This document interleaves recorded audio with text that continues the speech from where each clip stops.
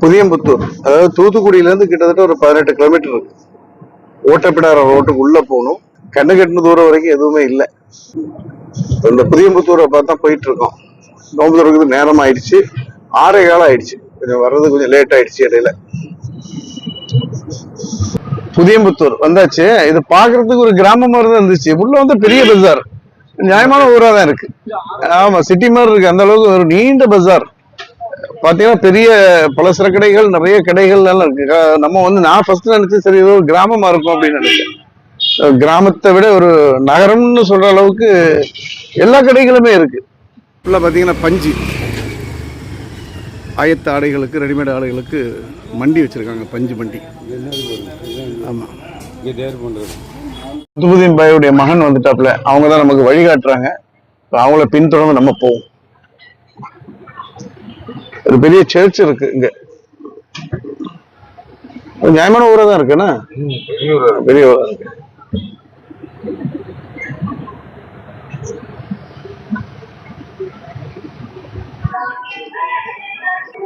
So இந்த தெருக்குள்ளதான் இருக்குது.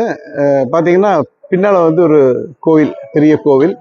அதுக்கு பக்கத்துல தான் இந்த பள்ளிவாசல், சின்ன ஒரு பள்ளிவாசல் இருக்கு. இந்த பள்ளிவாசல்ல தான் இப்போ போறோம். ரொம்ப பழமை வாய்ந்த ஒரு கட்டிடமா இருக்கு. அஸ்ஸலாமு அலைக்கும். இது கஞ்சி போடுற இடமா? சரி சரி. இதை பார்த்தாலே உங்களுக்கு தெரியும், இந்த ஒரு அந்த பழமை எவ்வளவு பழமை வாய்ந்ததுன்னு தெரியும். இதுதான் வந்து பாலடைஞ்சு போய் இருந்து தூர்ந்து போய் கிடந்த பள்ளிவாசல். பக்கத்துல கோவில் இருக்கிறதுனால கோவில்ல பாட்டு போட்டுட்டு இருக்காங்க.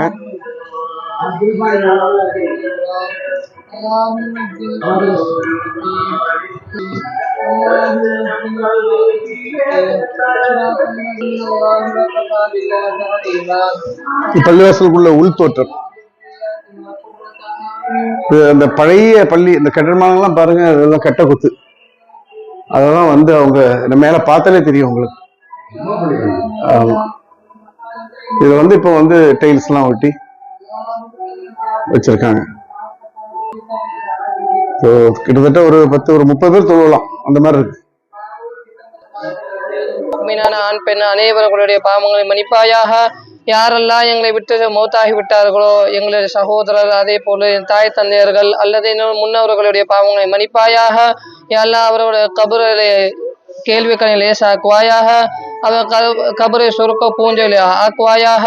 அவர்கள் என்ன பாவம் செய்திருந்தாலும் எல்லாத்தையும் மன்னித்து, இந்த ரமலான் மாதத்தின் பொருட்டால் எல்லா பாவத்தையும் மன்னித்து அவர் கபரை சுருக்க பூஞ்சொலி ஆக்குவாயாக. அவர்களை நபி ஸல்லல்லாஹு அலைஹி வஸல்லம் அவர்களோட ஜன்னத்துல் ஃபிர்தௌஸ் என்ற உயர்ந்த சொர்க்கத்தில் இருக்கின்ற பாக்கியத்தை கொடுப்பாயாக. யா அல்லாஹ் எங்களுக்கும் அப்படிப்பட்ட பாக்கியத்தை கொடுப்பாயாக. யா அல்லாஹ் நரக நெருப்பை விட்டு எங்களும் எங்கள் குடும்பத்தாரங்களையும் எங்கள் உம்மத்தையும் காப்பாற்றுவாயாக. யா அல்லாஹ் பாவத்தை விட்டு எங்களை காப்பாற்றுவாயாக. யா அல்லாஹ் குர்ஆன் ஓத தெரியவில்லை என்றாலும் குர்ஆனை கற்றக்கூடிய இல்மை எங்களுக்கு தௌஃபீக் செய்வாயாக. யா அல்லாஹ் முழுமையான குர்ஆனை கற்றக்கூடிய தௌஃபீக் எங்களுக்கு கொடுப்பாயாக. அது நீ எதை அருளினாரோ அதை அமலிலே கொண்டு வரக்கூடிய தௌஃபீக் செய்வாயாக. அல்ல யாரெல்லாம் உடல் ஆரோக்கியத்திற்காக துஆ செய்ய சொன்னார்களோ அனைவர்களுடைய உடல் ஆரோக்கியத்தை தருவாயாக. எல்லா நோய் இல்லாத வாழ்க்கையை கொடுப்பாயாக. எல்லா திடீர் மரணங்களை விட்டு எங்களை காப்பாற்றுவாயாக. கொடிய நோயை விட்டு எங்களை காப்பாற்றுவாயாக. அதே போன்று எங்கள் பிள்ளைகளுடைய வாழ்க்கையை சந்தோஷமா ஆக்குவாயாக. எல்லா தீன்தாரி பிள்ளைகளாக எங்கள் பிள்ளைகளை ஆக்குவாயாக. யாரெல்லாம் நபி ஸல்லல்லாஹு அலைஹி வஸல்லம் எப்படிப்பட்ட ஹைர் எல்லாம் கேட்டார்களோ அது எங்களுக்கும் எங்கள் குடும்பத்தாருக்கும் முழு உம்மத்துக்கும் கொடுப்பாயாக. யாரெல்லாம் இந்த ரமலானில் அவர்கள் வாழ்க்கையை சிறப்பாக்குவாயாக. யாரெல்லாம் அங்கு ஷஹீதாக்கப்பட்டார்களோ அவர்கள் நபி ஸல்லல்லாஹு அலைஹி வஸல்லம் அவர்களோடு ஜன்னத்துல் ஃபிர்தௌஸ் என்ற உயர்ந்த சொர்க்கத்தில் இருக்கிற பாக்கியத்தை தருவாயாக.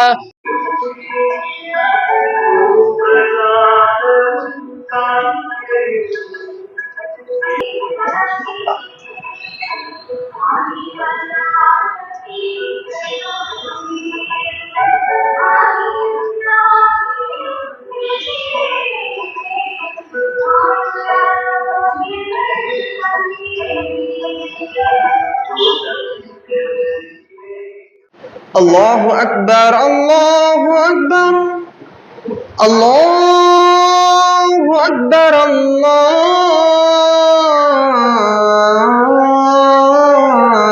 அக்பர். أشهد أن لا إله إلا الله.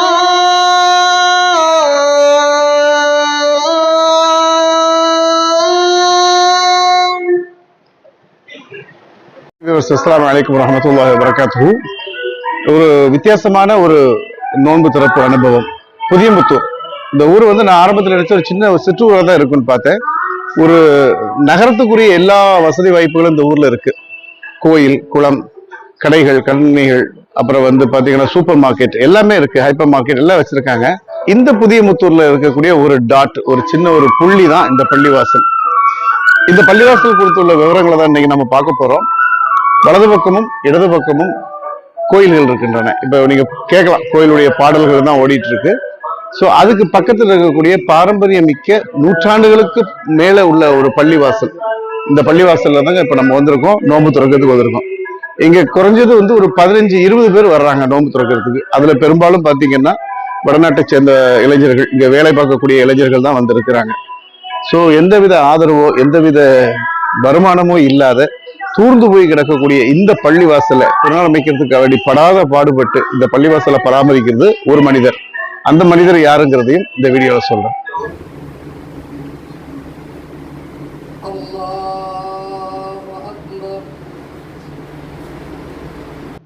அல்ஹம்துலில்லாஹி ரப்பில் ஆலமீன் அர்ரஹ்மானிர் ரஹீம் மாலிகி யௌமித்தீன்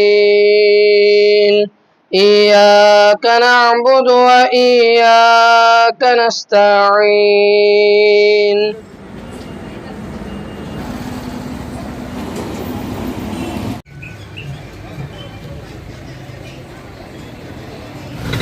பஸ் ஸ்டாண்ட் பக்கத்துல டீ கடை இருக்கு அப்படின்னாங்க. தேடி கண்டுபிடிச்சு ஒரு 3/4 கிலோமீட்டர் நடந்து டீ கடைக்கு வந்தேன். எவ்வளவு பெரிய ஊரா இருக்குது. அந்த ஊர்ல வந்து டீ கடை தான் ரொம்ப கஷ்டமா இருக்கு.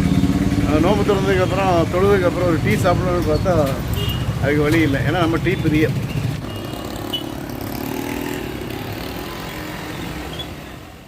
அந்த கஞ்சி குடிச்சிட்டு இருக்காங்களா, அவங்க யாரு? அவங்கள மாட்டுமார் சகோதரர் தம்பிகளா டெய்லி வருவாங்க. அதுப்போ இன்னொரு சிலவங்களும் வருவாங்க. அந்த கஞ்சி கொடுக்குறது சரி, இங்க நோம்புக்கு அப்புறம் பள்ளியிலயோ இல்ல வெளியிலயோ கொடுத்துட்டு தான் இருக்காங்க. எடுத்துக்கலாம். கஞ்சி நல்லா இருக்கா? நோம்பு கஞ்சி. ஓகே, ரொம்ப சந்தோஷம். டெய்லி வருவீங்களா? லேட்டா வருவீங்க? இன்னைக்கு லேட் ஆயிடுச்சு. ஓகே, ரொம்ப நன்றிப்பா. புதியம்புத்தூர் முஹிதீன் ஆண்டகை பள்ளிவாசலுக்கு வந்திருக்கோம். இந்த பள்ளிவாசலை பத்தி ஒரு சுருக்கமா ஒரு சின்ன ஒரு மெசேஜ் மட்டும் கொடுத்தாங்க. 1908 காலகட்டத்துல கட்டப்பட்டது. அது யார் கட்டினா என்ன கட்டினங்கிற விவரங்கள் இருக்கா? விவரங்கள் இல்லை. 1908 கட்டப்பட்டது உறுதியாகுது. இந்த இடம் பார்த்தீங்கன்னா இஸ்லாமியர்கள் வாழ்ந்துட்டு இருக்கக்கூடிய ஒரு இடமா இருந்துச்சு. காலப்போக்கில் என்னாச்சுன்னா ஒரு பஞ்சம், அந்த பஞ்சம் வரும்போது இந்த தெருக்கள்ல இருக்கக்கூடிய இஸ்லாமியர்கள் வந்து வீடுகளை சொற்ப விலைக்கு வித்துட்டு அவங்க வெளியூர் போயிடுறாங்க. ஓட்டப்பிடாரம், தூத்துக்குடி, மதுரை இப்படின்னு அவங்க வந்து இடம்பெயர்ந்துறாங்க. ஸோ இங்க இருக்கக்கூடிய ஒரு சில குடும்பங்கள் மட்டும்தான் இந்த பள்ளியை பராமரிச்சிருந்தாங்க. இடைக்காலத்துல பள்ளி வந்து தூர்ந்து போய் எந்தவித தொழுகையே இல்லாம ஆயிடுச்சு. ஸோ அப்படி பாழடைஞ்சு கிடக்கக்கூடிய இந்த பள்ளிவாசல்ல தான் அதை புனரமைச்சு இந்த பள்ளிவாசல எப்படியாவது தொழுகையை வைக்கணும் அப்படிங்கிறதுக்காக வேண்டி சிலவங்க முயற்சி பண்றாங்க. இந்த ஊரை பொறுத்த வரைக்கும் புதியம்புத்தூர் அப்படிங்கிறது மினி திருப்பூர்மாங்க, ஒரு சின்ன திருப்பூர், குட்டி திருப்பூர். அந்த அளவுக்கு இங்க பாத்தீங்கன்னா ஜவுளி தொழில் தான் பிரதான தொழிலா இருக்கு.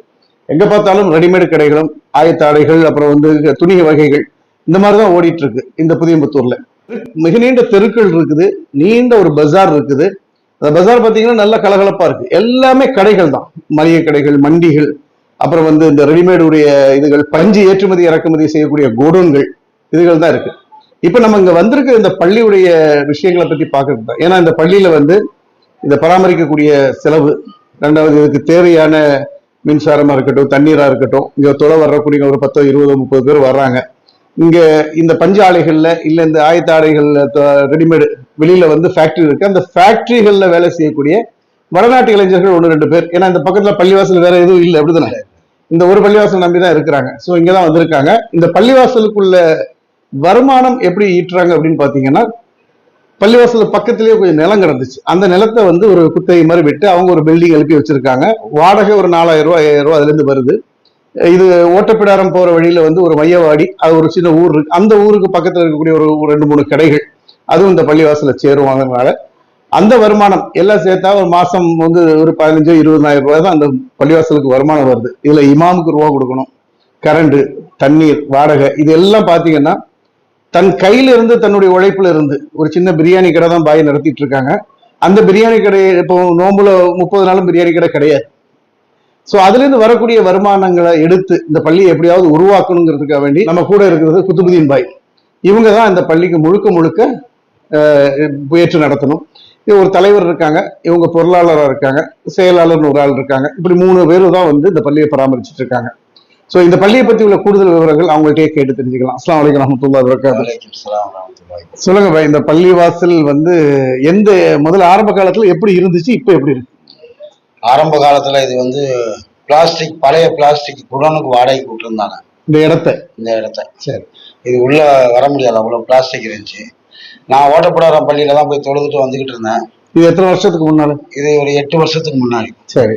இந்த பள்ளி இருக்கு அப்படின்னு சொல்லி தெரிஞ்சதுக்கு அப்புறம் இந்த பள்ளியை வந்து பார்த்து எடுத்து அப்போதைக்கு கிளீன் பண்ணி தொழுகை நடத்தினோம். இப்போ அதுக்கப்புறம் அல்லாஹ் தஆலா கொடுக்குற பொருளாதாரத்தை வச்சு கொஞ்சம் கொஞ்சம் கிளீன் பண்ணி அதுக்கப்புறம் தொழுகை நடத்தினோம். கடந்த 5 ஆண்டுகளா வந்து அஜர்த்து போட்டு 5 நேரம் பாங்க சொல்லி தொழுகை நடக்குது. ஆமாம். பள்ளிக்கு வருமானம்னு பார்த்தீங்கன்னா ஒரு இடம் வாடகை வருது. மொத்தத்துக்கு பள்ளியுடைய வாடகை வந்தீங்கன்னா 9,000 ரூபா வருது எல்லாம் சேர்த்து. இந்த பள்ளிக்கு செலவுன்னு பார்த்தீங்கன்னா மாசம் பிறந்துச்சுன்னா 21,000 ரூபாய் தேவைப்படும். குறைஞ்சபட்சம் சிக்கனமா செலவழிச்சு கரண்ட் பில்லு, இமாம் சம்பளம், சாப்பாடு, தீர்வு ரசீது அப்படின்னு சில்லறை திடீர்னு மோட்டர் ரிப்பேர் ஆகிடும், ஃபில்டர் வாட்டர் ரிப்பேர் ஆகிடும். இப்படி மாசம் ஆமா. அல்ஹம்துலில்லாஹ் அல்லாஹ் கொடுக்கறத கொண்டு நான் பார்த்துக்கிட்டு இருக்கேன். நான் வசூலுக்குன்னு போறதில்லை, ஏன்னா எனக்கு போக முடியாது, தொழில் இருக்கிறதுனால. காலையில கடை திறந்தாதான் எனக்கு வருமானம். வெள்ளிக்கிழமை மட்டும் லீவ் விடுவேன், மற்ற நாள் ஃபுல்லா கடை இருக்கும். அதுல வர்ற வருமானத்தை வச்சுதான் இந்த பள்ளியை நடத்திக்கிட்டு இருக்கோம். அல்ஹம்துலில்லாஹ் இப்ப வந்து பள்ளியை ஃபுல்லா இடிச்சிட்டு ஃபுல்லா டைல்ஸ் ஒட்டியாச்சு. கிட்டத்தட்ட ஒரு 3 லட்சம் ரூபாய் கிட்ட செலவாச்சு. அதுக்கும் நான் பள்ளியை ஃபுல்லா இடிச்சுன்னு சொன்னா அந்த நடு கட்டடம் இருந்தது அப்படிதானே? ஆமா, பாலடைஞ்ச பில்டிங்கா இருந்தது. பூரா செவரை பூரா இடிச்சிட்டு சரி வேற புதுசா சிமெண்ட் பூசி டைல்ஸ் ஒட்டியாச்சு. அதுக்கப்புறம் இந்த செலவு வந்து 3 லட்சம் ரூபாய் வந்துச்சு. சரி, அதுக்கு நான் யாருக்கும் வசூலுக்கு போல. அல்லாஹ் தஆலா எனக்கு கொடுத்ததான் வச்சு நான் சேர்த்து வச்சு நான் செஞ்சேன். இது யாருக்கிட்டையும் வசூல் பண்ணியோ இல்ல இது மாதிரி இருக்குன்னு சொல்லியோ கேட்கல. ஆனா அல்லாஹ்வுடைய நாட்டத்துல இப்ப எல்லாம் சிறப்பாக்கி வச்சுட்டான். எப்படின்னு கேட்டீங்கன்னா, முதல் 2 பேர் 3 பேர் தொழுதுகிட்டு இருந்த இடத்துல இப்ப நீங்க பாப்பீங்க பின்னாடி ஆளுங்க நிக்கிறாங்க. இப்ப ரெகுலராகவே தொழுகை நடக்கு, 5 நேரம் தொழுகை பாங்கு சொல்லி தொழுகை நடக்கு. பஜ்ருக்கு ஒரு 3-4 பேர் வருவாங்க.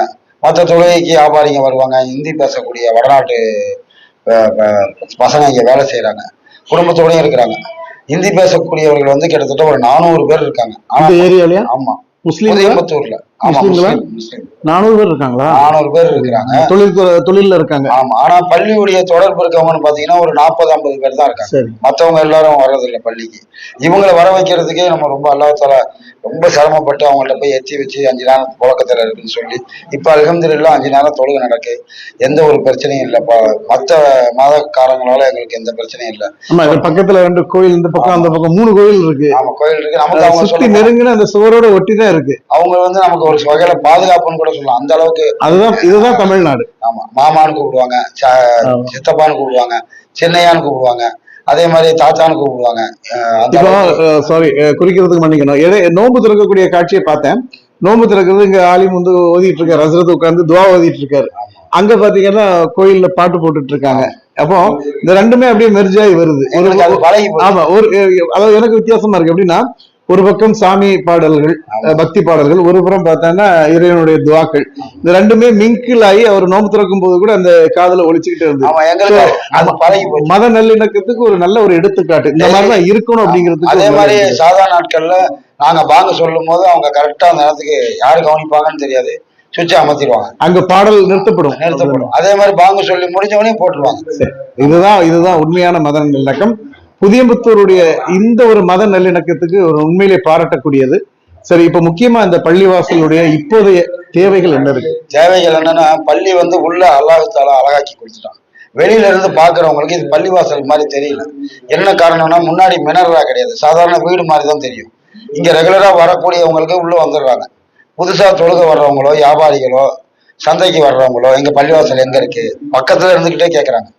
பள்ளிவாசல் எங்க இருக்குன்னு. எனக்கு இப்போ வந்து இந்த பள்ளிக்கு தேவைன்னு பாத்தீங்கன்னா மினரலா வேணும் முன்னாடி. அதே மாதிரி எனக்கு சொல்றதுக்கு ஒரு சங்கட்டமா இருக்கு, சொல்லுங்க. கொஞ்சம் கண் கலங்க. எனக்கு என்னன்னா, எனக்கு அப்புறம் இதை பாக்குறதுக்கு அல்லாஹ்தாலா ஒரு ஆளை ஏற்பாடு பண்ணணும். நீங்க இதை பாக்குறவங்க துவா செய்யுங்க. என் பையனுக்கு 17 வயசு ஆகுது, முடிந்த வரைக்கும் சொல்லி கொடுக்குறேன். அவன் இப்ப என்ன பாதி வந்துட்டான், வேலை இல்லாதனால பள்ளிவாசல் கடை வீடு அவ்வளவுதான்.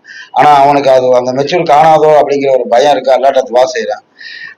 இன்னொரு கோரிக்கையும் வைக்கிறேன், சொல்லுங்க. பள்ளி மகல்லா பள்ளி ஆகணும். ஒரு 10 பேர் என் கூட துணைக்கு இருந்தாங்கன்னா எனக்கு பெரிய ஒரு பலமா இருக்கும். இப்ப குறிப்பா சொல்லணும்னா எனக்கு பெரிய பலம்னா காயல்பட்டினம் தான். ஏன்னா அவங்க சும்மாவாவது போன் போட்டு என்ன செய்யறீங்க சொல்லுங்க, நடந்துச்சா, அஜர் சம்பளம் கொடுத்தீங்களா, கரண்ட் பில் கட்டினீங்களா, ரூபா விஷயம் ரெண்டாவது. ஆனா ரூபா விஷயம் எனக்கு முழுக்க உதவி செய்யும். ஆமா, எனக்கு ஒவ்வொரு நாள் கூட காயல்பட்டினத்துல இருந்து போன் வராம இருந்தது கிடையாது. அங்க இருந்து யாராவது ஒரு ஆள் போன் பண்ணிடுவாங்க. அந்த அளவுக்கு இந்த பள்ளி மேல அக்கறை கொண்டவங்க காயல்பட்டினம். எனக்கு இது இப்ப எப்படி தெரிய வந்ததுன்னு சொன்னா, என்னுடைய ஒண்ணு விட்ட அக்கா அவங்க வந்து கிட்டத்தட்ட 1 வருட காலமா இதை பத்தி பேசிட்டு இருக்காங்க. அவங்களுக்கு தெரியும். ஆமா, இந்த அவங்க வந்து அவங்களுடைய வாட்ஸ்அப் குரூப் அது இது தெரிஞ்சவங்கள்ட்ட கொஞ்சம் வாங்கி அனுப்புறாங்க. அப்ப தம்பி இது போய் வீடியோ எடுங்க, இந்த பள்ளிவாசல் எப்படியாவது வெளியே கொண்டு வாங்க, இதுல பராமரிப்பு செலவுக்காக உதவட்டும், அல்லாஹ் அவனுக்கு நன்மை செய்வோம். நிறைய கிட்டத்தட்ட ஒரு 100 தடவையாவது சொல்லியிருப்பாங்க. எனக்கு நேரமின்மைக்கு ஒரு காரணம், இந்த இவ்வளவு தூரம் வர முடியல, எனக்கு அது ஒரு காரணமா இருந்துச்சு. அந்த மாதிரி எனக்கு டெய்லி போன் அடிப்பாங்க. அது சரி, தொழில் நடந்துச்சா, எதுவும் தேவைப்படுதா சொல்லுங்க. இந்த சூழ்நிலையில என்ன ஆச்சு அப்படின்னா, இன்னைக்கு அதுக்குள்ள வாய்ப்பு வந்துச்சு. சரி, இன்னைக்கு அல்ஹம்துலில்லாஹ் அந்த பள்ளிக்கு வந்தோம், இங்கேயே நோம்பு திறந்தோம். இப்ப இஷா பாங்கு சொல்றதுக்கு ரெடியா இருக்கிறாங்க. இன்ஷா அல்லாஹ் இஷா பாங்கு சொன்னதுக்கு அப்புறம் நம்முடைய இதை தொடரலாம்.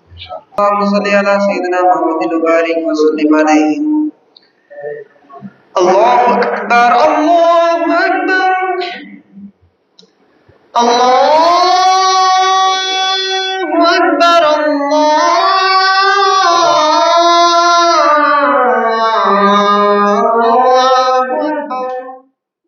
இன்னைக்குள்ள காலகட்டத்துல பாத்தீங்கன்னா, தன்னுடைய தொழில், தன்னுடைய பிள்ளைகள், தன்னுடைய குடும்பம் அப்படின்னு சுயநலத்திற்காக வாழ்ந்து கொண்டிருக்கக்கூடிய மனிதர்கள் மத்தியில் இந்த மாதிரி சில மாணிக்கங்களும் இருக்குங்கிறதுக்கு ஒரு உதாரணம். நீண்ட காலமா இந்த பள்ளிவாசலை வெளியே கொண்டு வர்றதுக்கு எனக்கு ஒரு வாய்ப்பு அமையாம இருந்தது. எல்லாம் வல்ல இறைவன் வந்து இந்த மகத்தான வாய்ப்பை எனக்கு தந்திருக்கான். ஒரு விஷயத்த நான் வந்து ஒரு வீடியோ எடுக்கும்போது, இல்லைன்னு சொன்னா ஒரு உதவியை நான் முன்வைக்கும் போது, நம்ம சப்ஸ்கிரைபர்களுக்கு வந்து ஜெனிவனான தெளிவான ஒரு விளக்கத்தை நான் கொடுக்கணும்.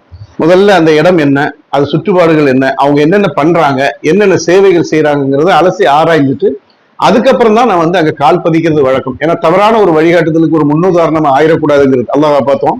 சோ இந்த இடத்துல வந்து பார்த்ததுக்கு அப்புறம் ஒரு தனி மனிதர் இதை கேர் எடுத்து இந்த பள்ளிவாசலை வந்து நிலைநிறுத்தணும், இந்த இடத்துல வந்து சுஜூது செய்யப்பட வேண்டும், இது இப்படி விட்டுறக்கூடாதுன்னு கிட்டத்தட்ட 100 ஆண்டுகள் பழக்கம் உள்ள இந்த பள்ளிவாசலை வந்து தன்னுடைய சொந்த உழைப்பால, தன்னுடைய பிரியாணி கடையில வரக்கூடிய வருமானத்தை, தன் குடும்பத்தையும் காப்பாத்தி அல்லாஹ்வுடைய பள்ளிக்கும் அவங்க வந்து ஒரு பங்கை கொடுத்து, ஒரு எந்த யார்ட்டையும் போய் வசூலுக்குன்னு அவங்க நின்றது கிடையாது. நோட்டு புக்கோ போட்டு ஒவ்வொரு ஜும்மாலையும் போய் கேட்கல, யார்ட்டையும் போய் கேட்கல, எனக்கு தரணி இருக்கு நான் செய்வேன் அப்படிங்கிற முறை தான் அவங்க செஞ்சுட்டு இருக்காங்க.